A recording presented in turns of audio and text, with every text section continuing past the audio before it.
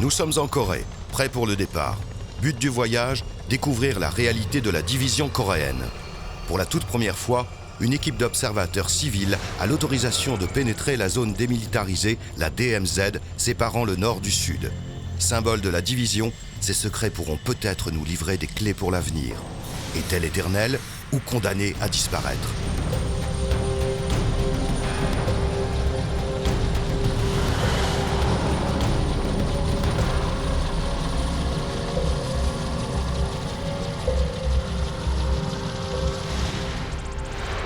Tout a commencé avec la fin de la Deuxième Guerre mondiale. Les Alliés, Churchill, Staline et Roosevelt en tête, se retrouvent à Yalta en février 1945. La défaite en Europe de l'Allemagne nazie et en Asie du Japon conservateur permettent aux Alliés de définir un nouvel ordre mondial.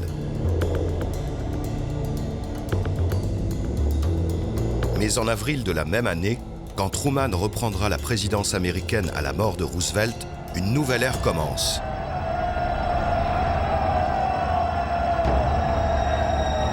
La Corée, au moment de la libération de l'occupation japonaise, sera divisée en une zone au sud, sous contrôle américain, et au nord, sous contrôle soviétique. Sur le plan mondial, des visions bien différentes du monde vont séparer les anciens alliés contre le fascisme et former les prémices d'une nouvelle guerre, idéologique cette fois. Ce sera le début de la guerre froide. En Corée, le 38e parallèle sera la ligne de division. Les puissances victorieuses du fascisme installent alors des régimes à leur écoute. Le Sud sera nationaliste. Syngman Rhee fut le premier président de la Corée du Sud de 1948 à 1960. En face, ce sera Kim Il-sung, communiste et ancien résistant anti-japonais, qui deviendra le fondateur et le premier dirigeant de la Corée du Nord de 1948 jusqu'à sa mort en 1994.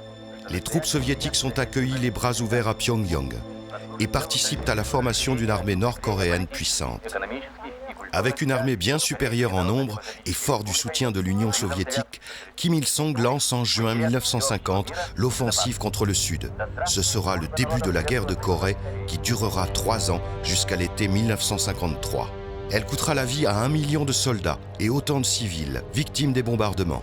Sur le plan territorial, les belligérants se retrouveront après 3 ans, à peu de choses près, à nouveau séparés par le 38e parallèle. Afin de stabiliser la situation et maintenir en place les deux Corées, une zone de séparation est installée à travers la péninsule, quasi horizontalement, d'ouest en est, sur une distance de près de 250 km. Ce no man's land est large de 4 km, avec un espace tampon de 2 km de chaque côté de la ligne jaune de division.